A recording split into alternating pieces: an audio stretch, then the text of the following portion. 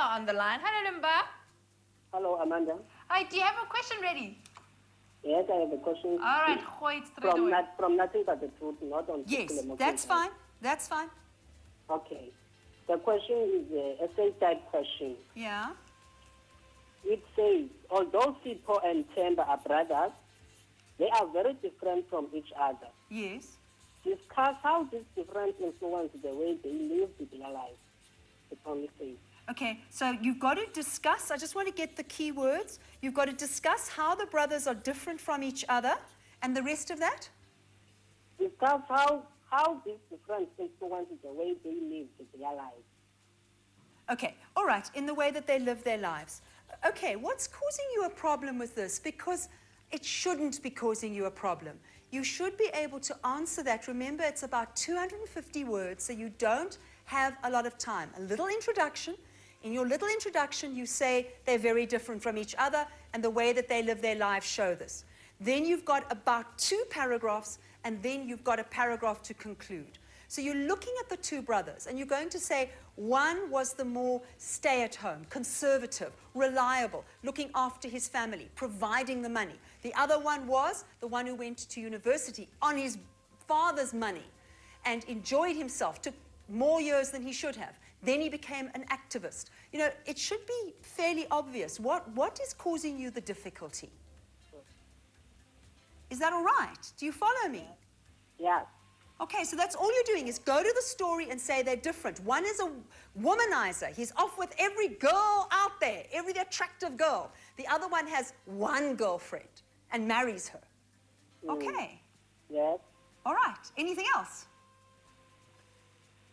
Oh, I guess that's Okay. going to be it. Right, We super. also have Siabulelo on the line. Right. So, hi, Siabulelo. Hi. What your question?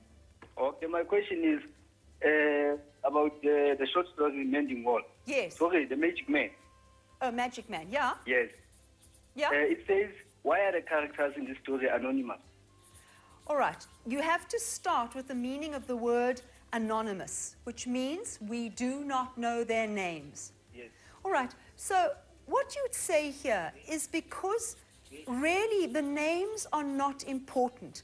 They represent certain types of people. So you have the woman who's had terrible hurt, terrible shock, terrible pain in her life. And it doesn't really matter if her name is Amanda or Janet or anything else. It's who she is as a person that is important. And so they become quite generalized figures.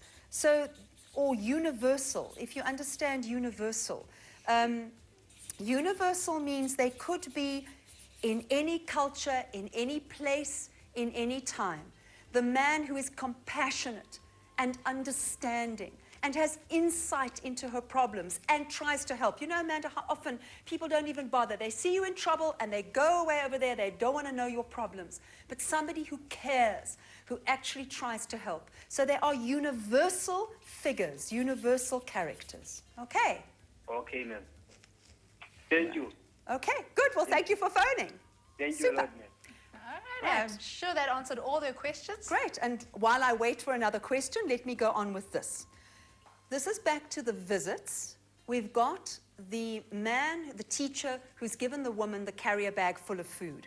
Explain how the carrier bag comes to affect the teacher's life. Well, let's start. We need 3 points. Firstly, he has to fill it every week. So he starts by saying, I'll put this aside for her. She will be coming. So when he does his shopping, he shops for her as well, and he puts it aside. Okay, so what does it represent for him? If you like, his duty, or we talked about the word guilt. His duty to look after her, he has more money than she does. He's responsible. Let's put that in as well. He is responsible for her. He feels guilty. But what happens later is she stops coming. And that carrier bag starts to kind of have a presence in his home. He's aware of it. It hasn't been collected. And that builds in him.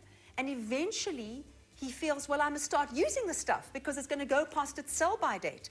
And when he uses it, he gets a sense of, first of all, of fear, but then of relief. And then she doesn't come.